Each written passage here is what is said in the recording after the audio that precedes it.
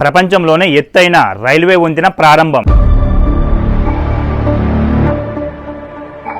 జమ్మూ కాశ్మీర్లో చినాబ్ నదిపై నిర్మించిన ప్రపంచంలోనే ఎత్తైన రైల్వే వంతెనను ప్రధాని మోదీ గారు ప్రారంభించారు.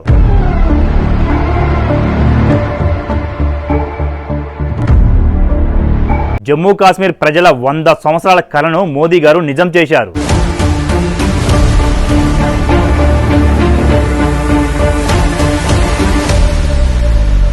కాశ్మీర్ వందే భారత్ రైలు తొలిసారిగా ఈ బ్రిడ్జిపై పరుగులు తీసింది. 272 కిలోమీటర్ల పొడవైన ఉదంపూర్, శ్రీనగర్, బారాములా రైల్వే లింక్ లో భాగంగా ఈ వంతెనను నిర్మించారు. ఈ వంతెన కాశ్మీర్ వ్యాలీని దేశంలోకి కలుపుతుంది. ఈ వంతెన వచ్చేసి 1.31 కిలోమీటర్ల పొడుగుంటుంది. దాదాపు 1486 కోట్ల రూపాయల ఖర్చుతో ఈ బ్రిడ్జిని నిర్మించారు. ఈ బ్రిడ్జ్ వచ్చేసి 359 మీటర్ల హైట్ ఉంటుంది. ఈఫిల్ టవర్ హైట్ వచ్చేసి 324 మీటర్లు. అంటే ఈఫిల్ టవర్ కంటే చినాబ్ బ్రిడ్జి 35 మీటర్ల హైట్ ఎక్కువ. ఇది ఎలాంటి భూకంపాలనైనా తట్టుకుంటుంది. 260 కిలోమీటర్ల వేగంతో వచ్చిన గాలుల నుండి కూడా తట్టుకుంటుంది. దీనిపై రైలు 100 కిలోమీటర్ల వేగంతో వెళ్ళగలదు. ఈ బ్రిడ్జ్ వచ్చేసి 120 సంవత్సరాలు స్టాండర్డ్ గా నిలబడేలా డిజైన్ చేశారు. ఈ బ్రిడ్జి నిర్మాణం కోసం 28,000 టన్నుల ఉక్కుని ఉపయోగించారు. దాదాపు 6 లక్షల బోల్టులు వాడారు. ఈ బ్రిడ్జ్ వచ్చేసి -10 డిగ్రీల నుండి 40 డిగ్రీల ఉష్ణోగ్రతను తట్టుకుంటుంది.